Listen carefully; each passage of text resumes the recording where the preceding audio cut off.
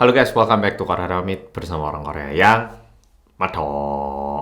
Oke, polo-polo, kali ini aku kembali lagi dengan konten yang mungkin merupakan salah satu konten favorit polo-polo, yaitu kasus pembunuhan yang masih belum terpecahkan di Korea. Tapi perbedaannya dengan kasus-kasus yang lain, korbannya itu nggak sebanyak yang lain, sehingga mungkin nggak seterkenal pembunuhan-pembunuhan yang lain. Pembunuhan berantai kali ini korbannya mencakup 3 orang dan semuanya adalah perempuan. 2 diantaranya ditemukan dalam kondisi yang cukup mengenaskan, nanti bakal tak jelaskan, sedangkan yang 1 orang lagi berhasil melarikan diri. Kejadian kasus ini udah hampir mau 20 tahun, dan kasus ini juga ada hubungannya dengan salah satu karakter yang mungkin polo-polo kenal sebagai Mashimaru. Mashimaru ini kalau di Korea dipanggil ataupun disebut sebagai Yopki Toki. Dan satu hal yang menjengkelkan dari kasus ini adalah ketika polisi mendapatkan laporan base camp akan clue dari tempat pelaku, entah kenapa polisi sedikit pelan dan mengulur waktu. Langsung kita mulai cerita kali ini. Awal mula dari cerita kali ini berawal pada tanggal 7 Juni tahun 2005. Pada hari itu ada bapak bernama Pak A. Nah, Bapak A ini tugasnya adalah mengambilin sampah di depan rumah. Ya, pasukan kuning lah kalau di Indonesia kita nyebutnya. Nah, bapaknya ini bertugas pada pukul 9 pagi di daerah Sinjeongdong, ya di kota Seoul. Seperti biasanya, Bapak A ini mengambil sampah yang ada di depan rumah dan dia lemparkan ke mobil sampah. Dia ambil, lempar, jalan dikit, ambil, lempar, kayak biasanya. Setelah beberapa rumah, Pak A ini menemukan satu kumpulan sampah. Ini masih nggak aneh. Tapi yang agak aneh adalah ada satu sampah yang dimasukkan ke karung beras, karung goni gitu. Memang bisa jadi kalau sampahnya agak gede dimasukkan di karung beras, tapi agak nggak biasa gitu loh. Sehingga bapaknya ini coba mendekati karung beras itu. Ternyata nggak cuman karung berasnya yang aneh, tapi bentuk dari isi sampahnya juga terlihat sedikit aneh. Nah, didekatin terus dilihat, semakin didekati itu semakin aneh gitu loh, kayak ada perasaan ini kayaknya bukan sampah biasa gitu. Didekati, dan kalau namanya karung gitu kan pasti ada bagian yang terikat tapi kan ngumpul gini ya tuh. Dan di situ terlihat kayak ada tangan gini. Nah, di situ Bapak A ini mikir, oh mungkin ada yang buang manekin gitu ya. Nah, mikirnya kayak gitu. Tapi nggak tahu kenapa, meskipun itu kelihatan kayak tangannya manekin, firasatnya itu masih nggak enak gitu loh. Tapi karena ini di pagi hari dan juga kadang itu memang ada orang yang suka membuang sampah-sampah yang agak menyeramkan, kayak wig lah, terus boneka yang gede gitu tuh. Jadi bapaknya ini meskipun perasaan yang nggak enak tetap berpikir positif. Tapi karena ada bagian yang keluar, bapaknya ini mikir, oke, mendingan yang keluar ini tak keluarkan, lalu sisanya ini diikat dengan baik dan dimasukkan ke mobil sampah. Pak A itu memegang bagian tangan yang keluar dari karung beras itu. Nah, bapaknya pegang gini, tapi seketika bapaknya memegang tangan yang keluar dari karung beras ini, teksturnya itu nggak kayak manekin yang kita kenal. Bisa dibilang terlalu kayak manusia. Dan betul, seperti yang polo-polo bayangkan. Betul, itu merupakan tangan dari manusia yang sudah meninggal. Di situ baru Pak A itu begitu kaget dan shock melihat jenazah ditumpukan sampah di tengah kota Seoul. Pak A yang begitu kaget langsung melaporkan kejadian ini kepada kepolisian. Kepolisian yang mendapatkan laporan ini pun bisa merasakan bahwa kemungkinan besar, ya sekitar 99,99% ini adalah kejadian pembunuhan. Karena kalau misalnya seseorang ditemukan meninggal tapi kondisinya itu dibungkus dan dibuang di tempat sampah, kemungkinan ini merupakan aksi dari orang lain dan yang ditemukan ini merupakan korban. Sehingga kepolisian pun mengirimkan beberapa polisi beserta detektif untuk melakukan investigasi lebih lanjut apa yang terjadi sebenarnya. Detektif yang dikirimkan untuk kasus kali ini bernama Park Song-yeol, dan seketika sampai di situ, polisi mengeluarkan tubuh dari karung beras ini. Dan ketika dikeluarkan, ternyata kepala korban itu ditutup dengan kresek. Sudah gitu, kakinya itu bengkok. Untuk pemeriksaan yang lebih tepat lagi, polisi mengirimkan jenazah ini ke tim forensik agar bisa diperiksa apa yang menyebabkan kematian dari korban ini. Setelah diperiksa, berikut merupakan laporan dari tim forensik. Korban merupakan seorang perempuan berusia 20 tahunan bernama Kwon, lebih tepatnya bermarga Kwon. Dan di bagian tubuh korban, lebih tepatnya di bagian dada, ditemukan luka gigitan. Dan waktu diperiksa bagian dalam tubuhnya Mbak Kwon ini, juga ditemukan 2 pembalut beserta beberapa tisu. Tim forensik juga menyampaikan bahwa adanya pendarahan di bagian perut bagian bawah dan juga diperkirakan orangnya ini meninggal diakibatkan kekurangan oksigen, jadi kayak dijagi gitu. Di luar itu, tim forensik juga menambahkan satu pesan, yaitu diperkirakan ataupun diindikasikan korban ini diperkosa terlebih dahulu. Tapi tim forensik tidak berhasil menemukan jejak-jejak pelaku karena terlihat pelaku ini menyuci badan korban menggunakan air setelah kelakuannya. Berdasarkan hasil forensik, kita udah ngerti ya kalau ini merupakan korban dari pembunuhan. Dan setelah diperiksa ke pihak keluarga, ternyata betul Mbak Kwon ini terakhir itu dihubungi oleh keluarganya pada tanggal 6 Juni, 1 hari sebelumnya. Dan Mbak Kwon ini bilang ke keluarganya kalau dia itu lagi nggak enak badan, lagi flu, dan mau pergi ke rumah sakit sekitar ya klinik gitu. Tapi ternyata Mbak Kwon ini nggak pulang-pulang dan keesokan harinya ditemukan seperti ini. Namun polisi itu sedikit kesusahan untuk mencari pelakunya. Kejadiannya ini seperti yang udah aku sampaikan, 18 tahun yang lalu, tahun 2005. Ini waktu zaman-zamanku SD kelas 5 artinya. Waktu itu, CCTV pun masih nggak sebanyak saat ini. Dan kejadiannya juga terjadi di tempat yang jarang orang. Ya maksudnya orang itu jarang lewat. Cuman kesana cuman untuk buang sampah gitu loh. Sehingga polisi itu benar-benar tidak ada clue. DNA nggak ada, rekaman CCTV nggak ada, saksi juga tidak ada. Dan sekitar 5 bulan setelah itu, pada tanggal 11 November tahun 2005, polisi menerima laporan lagi. Halo polisi, ini saya melaporkan Pak, saya ini pemilik restoran di jalan yang ada di Sinjongdong ini. Nah, di depan restoran saya ini kan memang ada tempat kita naruh sampah Pak. Tapi ini saya lihat ada sampah, tapi agak menyeramkan Pak. Ini nggak tahu isinya apa, tapi dibungkus pakai tikar piknik Pak. Dan agak besar gitu Pak. Jujur saya nggak berani buka Pak, takutnya sesuatu yang nggak seharusnya saya lihat. Apa bisa Bapak kirimkan polisi untuk ngecek ini Pak? Polisi langsung berangkat ke tempat itu dan memastikan apakah itu cuma sampah biasa atau korban berikutnya. Dan sesuai dengan yang tidak kita harapkan, ternyata isinya merupakan seorang perempuan. Dan setelah dibuka, seperti yang tadi udah aku sampaikan, kan ini dibungkus pakai tikar piknik. Nah, tikar pikniknya ini dibuka, ternyata ini dibungkus lagi menggunakan kresek besar berwarna hitam. Dan di dalamnya ditemukanlah jenazah. Setelah diperiksa oleh tim forensik, dinyatakan bahwa korbannya ini bernama Ibu Lee, berusia sekitar 40 tahunan. Dan ketika diperiksa oleh tim forensik, ditemukan akibat kematiannya itu cukup mirip dengan akibat kematiannya korban yang ditemukan 5 bulan yang lalu di daerah Sinjongdong ini.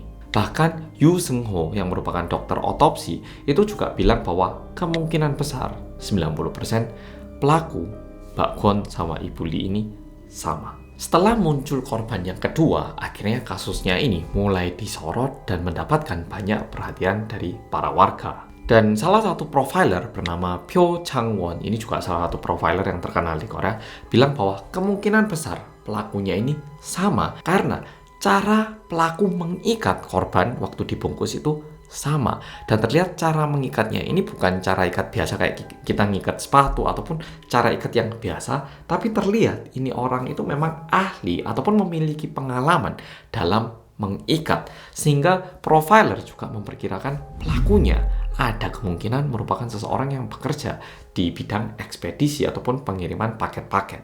Udah gitu, seorang profesor psikolog sosial bernama Park Ji-sun juga bilang seperti ini. Dengan adanya fakta salah satu ujung ikatan dipotong lebih pendek dibanding ujung yang lain, di kedua kasus ini, kemungkinan besar pelakunya ini memiliki kebiasaan memotong seperti ini di pekerjaannya. Nggak cuman itu, kebetulan kedua korban, mereka itu dua-duanya sempat melewati stasiun Sinjong. Udah gitu kejadiannya dua-duanya di daerah Sinjong. Sehingga kemungkinan pelakunya sama itu semakin tinggi lagi.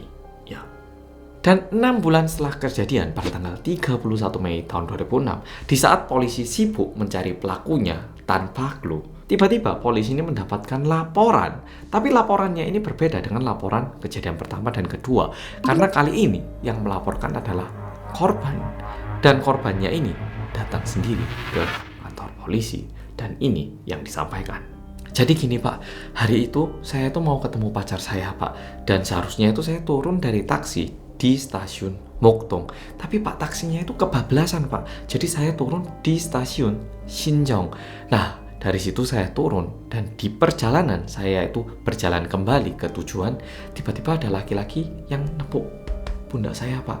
Saya noleh, cowok itu lagi megang pisau dan bilang, kalau teriak kamu tak bunuh. Dan setelah itu langsung mata saya itu ditutup dan dibawa ke basement Pak. Ya semi basement gitu. Ya mbaknya itu bisa tahu ke basement karena kalau kita jalan ya mungkin ke kiri ke kanan itu kita bisa agak bingung kalau nutup mata. Tapi kalau kita dibawa naik tangga atau turun tangga, kita pasti bisa merasakan ya toh. Sama Mbak Park ini merasakan setelah diikat, ini jalan misalnya ketinggian jalan yang dia lagi jalani, dia itu dibawa turun gitu. Sehingga Mbak Park itu yakin kalau dia itu dibawa ke ruangan basement ataupun semi basement. Nah, terus mungkin ada yang mikir, ini kok aku bilangnya semi basement sama basement tak campur, kenapa? Jadi, kalau basement itu kan lebih tepatnya ketinggian ruangannya itu sepenuhnya di bawah lantai dan di sini lantai 1. Tapi di Korea ini cukup banyak rumah-rumah di Korea itu kita manggilnya banjiha, setengah basement, makanya semi basement.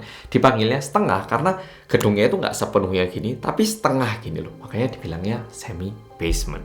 Ya, dan ini merupakan salah satu tempat tinggal yang paling murah, tapi juga beresiko. Kayak kemarin Korea banjir, ada juga orang yang meninggal karena ini semi basement. Jadi air ya pasti masuk. Nah, sekarang tak sampaikan juga apa yang dilihat oleh Mbak Park ini.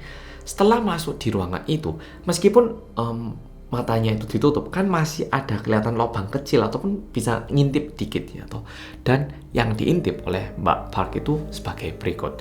Dia melihat seorang laki-laki yang memegang pisau agak panjang. Dan terlihat juga adanya plastic rope ties, kayak tali plastik. Ya, maksudnya tali rafia. Dan Mbak Park itu juga sempat mendengarkan pembicaraan dua orang laki-laki. Yang satu itu yang megang pisau itu bilang ke cowok yang lain, itu ceweknya jagain loh, belum kita ikat tali itu. Jagain itu. Dan tidak lama setelah itu, cowok yang berada dekat dengan Mbak Park ini bilang, aku mau ke toilet. Kamu jangan aneh-aneh loh ya. Jangan mikir aneh-aneh kayak mau kabur gitu. Jangan berani-berani ya. Nanti resikonya lebih besar. Dan setelah itu, ini orang pergi ke toilet. Dan ini merupakan kesempatan untuk Mbak Park melarikan diri. Dan iya, Mbak Park mengambil kesempatan itu untuk coba melarikan diri. Mungkin Tuhan memberkati Mbak Park atau gimana. Biasanya kan pelaku itu pasti mengunci pintu biar nggak bisa kabur ya toh. Tapi kebetulan hari itu pintunya itu nggak terkunci. Karena pintunya nggak terkunci, Mbak Park ini berhasil keluar dari ruangan itu dan naik tangga sekali. Jadi Mbak Park ini dia itu nggak langsung keluar dari rumah dan pergi ke jalan besar. Mungkin nggak tahu ya, firasatnya ataupun kayak nalurinya gitu. Mbak Park ini naik ke lantai atasnya dan kebetulan ada kayak rak sepatu, tempat nyimpan sepatu, dan mbaknya itu sembunyi di belakangnya.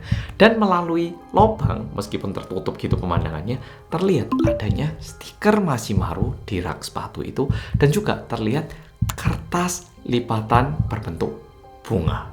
Tidak lama setelah itu, dua cowok yang tadi Mbak Park lihat di dalam ruangan itu tiba-tiba keluar dari basement dan saling menyalahkan. Dan mereka ini bingung Mbak Park kemana dan mulai mencari Mbak Park. Di sini Mbak Park ini nggak buru-buru, tenang banget. Dan ketika dia itu merasa oke, kayaknya ini udah aman untuk kabur, baru dia itu melarikan diri dan pergi ke gedung yang besar di sekitar itu. Dan kebetulan ada gedung SD, dan karena udah sampai situ, dia juga langsung sekalian pergi ke kantor polisi terdekat dan menyampaikan apa yang terjadi. Nah, masalahnya setelah Mbak Park ini lapor ke polisi, Mbak Park ini kan paling enggak ya, meskipun dia lari setengah tertutup matanya, badannya kan paling enggak bisa mengingat dia itu lari dari gedung mana sampai kantor polisi. Sehingga Mbak Park ini bilang, Pak polisi, kayaknya saya itu masih inget tempat kejadiannya Pak. Kita mending ke sana coba cek Pak. Paling enggak kan itu bisa menjadi clue Pak. Ayo Pak gitu. Kalau bareng-bareng saya nggak takut. Tapi entah kenapa polisi itu malah, nggak usah Mbak. Mbaknya tenang dulu, mbaknya ini sekarang terlalu emosional mbaknya. Tenang dulu aja, tenang dulu. Itu nanti kita yang ngurus, mbaknya tenang aja dulu. Baik, itu tugas kami. Yang penting mbaknya selamat, oke? Memang benar, keamanan dari korban juga sangat penting, tapi di satu sisi korban yang begitu terancam hidupnya juga berharap pelakunya tertangkap ya toh. Karena kalau nggak tertangkap, tentunya kehidupannya itu masih akan menakutkan. Karena kalau ini terjadi lagi gimana? Kalau besok aku lewat situ lagi, terus orangnya datang lagi gimana? Ya toh, sehingga korbannya itu sangat sakit hati dan mulai saat itu korbannya ini memutuskan untuk tidak mau lagi melaporkan kejadian ini kepada polisi ataupun membicarakan tragedi yang sempat terjadi. Udah gitu, tentunya ini merupakan sebuah trauma yang cukup besar untuk Mbak Park ini. Dan 10 tahunan setelah itu, pada tanggal 17 Mei tahun 2015, ada satu program TV bernama 그것이 알고 싶다. Ya, ini merupakan salah satu program TV yang juga sering tak tonton untuk mencari info tentang kejadian-kejadian di Korea karena mereka cukup dalam galinya. Nah, mereka ini pengen membahas lebih lanjut dan dengan tujuan itu, tim 그것이 알고 싶다 ini menghubungi Mbak Park yang merupakan satu-satunya korban yang selamat dari kejadian ini. Dan akhirnya tim 그것이 알고 싶다 ini bertemu dengan Mbak Park dan berikut merupakan penjelasan ciri-ciri dari pelaku berdasarkan ingatan Mbak Park. Tinggi dari pelaku itu sekitar 175 cm, berusia 30 tahunan pada waktu itu. Untuk badannya itu nggak gemuk gitu, tapi agak besar dan sedikit berotot. Udah gitu, pelakunya itu diperkirakan sama karena kejadiannya ini di basement. Jadi rumah-rumah semi basement gini ini ya, karena dia itu di bawah ketinggian jalan biasa, biasanya itu agak pengap. Kepengapannya ini mengakibatkan rumah itu lebih mudah berjamur, kayak toilet yang ada hitam-hitam gitu itu. Korban pertama dan korban kedua, dua-duanya di bajunya itu ditemukan adanya bau jamuran, sehingga diperkirakan pelakunya sama. Dan korban ketiga ini yang berhasil selamat itu juga diculik ke ruangan semi basement. Kalau dilihat kejadiannya ini semuanya ada jeda 6 bulan. Biasanya ini disebut sebagai cool down time. Jadi pembunuh berantai pun biasanya mereka itu membutuhkan cool down. Jadi nggak langsung tat, tapi setelah dilakukan ditunggu dulu. Oke, gimana responnya? Aku aman nggak? Nah, setelah dia merasa tenang, dia itu baru melakukan lagi. Dan diduga pelakunya ini membutuhkan cool down sekitar 5-6 bulan. Karena jedanya itu kayak pas 6 bulan. Ya meskipun nggak pas 6 bulan ya, sekitar segitu itu. Ditambah lagi dengan adanya kesaksian Mbak Park ini, salah satu ahli juga bilang sebagai berikut. Diperkirakan pelakunya ini adalah seseorang yang bekerja di perusahaan dari jam 9 hingga jam 5 sore. Karena ketiga-tiganya semua korban ini, kejadiannya itu terjadi di tanggal merah. Setelah hasil dokumenternya ini ditayangkan, ternyata ada satu penonton yang merasa, itu kayaknya tempat kejadiannya kok mirip sama rumahku ya. Di rumahku itu ada rak sepatu, stiker Masimaro, terus bunga kertas, itu juga ada. Jangan-jangan pelakunya itu yang dulu tinggal di rumahku ini. Sehingga ibu yang melihat dokumenter ini pun juga menghubungi tim 그것이 알고 싶다. Dan ibu yang menonton dokumenter ini juga bilang bahwa dia itu ingat memang di basement itu sempat ada 2 orang laki-laki usianya itu 30 tahunan yang tinggal di situ, dan mereka itu pindah sebelum bulan Oktober tahun 2006. Nah, ibunya ini ingat karena itu merupakan masa-masa ibunya itu mau melahirkan anak keduanya. Udah gitu, ibunya itu juga punya ingatan pernah ngobrol sama laki-laki yang tinggal di basement itu, dan mereka itu bilang kalau mereka mau pindah ke daerah Gurogu. Dan setelah hal ini disampaikan kepada polisi, dan juga mungkin karena kejadiannya udah 10 tahun yang lalu, polisi nggak berhasil menemukan kayak bukti efektif ataupun bukti yang membantu dalam mencari pelaku. Tapi ternyata ada lagi saksi lain yang tiba-tiba muncul. Nah, kali ini saksinya adalah seorang laki-laki yang bekerja sebagai petugas lapangan di perusahaan TV kabel. Yang kalau misalnya kita mau daftar TV untuk nonton channel-channel tertentu kan kadang ada stafnya yang datang terus menginstalkan gitu kan ya. Nah, bapaknya ini bekerja sebagai petugas lapangannya. Kebetulan waktu itu bapaknya ini sempat ke sebuah basement untuk motong kabel. Dan bapaknya itu ingat di basementnya itu banyak tali-tali. Udah gitu, bapaknya ini juga sempat melihat sebuah rak sepatu yang ada stiker Masimaro beserta bunga buatan dari kertas. Dan bapaknya itu juga ingat ada 2 orang laki-laki yang tinggal di basement. Sampai-sampai polisi ini meminta bapak yang bekerja sebagai petugas lapangan ini untuk dihipnotis, untuk mencoba mencari ingatan 10 tahun yang lalu tentang cowok yang dia lihat yang tinggal di basement itu. Dan berdasarkan hipnoterapi yang dilakukan, Ciri-ciri yang dimaksud oleh bapak ini sama Mbak Bak itu sangat mirip. Mukanya agak imut lah, alisnya tebal lah, semuanya itu mirip banget. Melalui clue yang baru ini, polisi tentunya berusaha untuk menangkap pelaku. Polisi akhirnya membuat sketsa wajah dan juga mencoba untuk menangkap pelakunya. Dan kasus ini sekarang itu dikenalnya sebagai kasus Mashimaru atau kasus pembunuhan di Shinjongdong kayak gitu. Dan sedikit info, di tahun 2008 ini sempat ada kejadian yang perlu Pol-Pol ketahui juga. Memang hingga saat ini, sampai tahun 2024 ini masih belum ada info yang berhubungan dengan kejadian yang udah aku ceritakan ini. Tapi di tahun 2008, ya 2 tahun setelah kejadiannya Mbak Bak ini, sempat tertangkap 2 orang laki-laki yang ditangkap dengan gugatan percobaan pemerkosaan. Yang satu ini ditangkap di bulan Mei tahun 2008 dan yang satunya lagi ini ditangkap di bulan Juli tahun 2008. Dan muka kedua pelakunya ini ditunjukkan kepada bapak yang bekerja sebagai petugas lapangan itu karena kan dia lebih inget gitu ya kesannya. Ternyata bapak petugasnya bilang gini, ini familiar saya, tapi waduh saya nggak yakin sih pak. Tapi aduh kok familiar ya mukanya ya. Tapi saya nggak yakin pak. Wah tapi familiar sih. Tapi saya juga nggak yakin pak. Itu yang disampaikan. Dan memang benar kedua laki-laki ini ditangkap polisi masuk penjara. Tapi keduanya ini sekarang udah bebas. Yang satu tahun 2018, yang satu tahun 2020. Alias sekarang berkeliaran di Korea. Tapi ini satu kejadian yang menarik. Di tahun 2019, tim Gegosial Gosipta ini mendatangi cowok yang bebas dari penjara di tahun 2018 itu. Nah, dia datangi dan coba ditanyai, Bapak jangan-jangan pelakunya ini ya, yang Mashimaru di Shinjongdong itu? Atau Bapak tahu? Atau jangan-jangan Bapak pelakunya, Pak? Kalau ada yang tahu, boleh disampaikan, Pak. Nah, cowoknya ini bilang, waduh, saya itu ndak tegaan, waduh, apalagi bunuh orang masukkan karung gitu. Aduh, ndak, saya bukan orang gitu, ndak, aduh, bisa aja bapaknya ini, ndak, saya itu cuman percobaan pemerkosaan, tapi saya ndak berani bunuh orang. Aduh. Tapi dilihat di rumah bapak kan banyak tali rafia ini. Ini kenapa, Pak?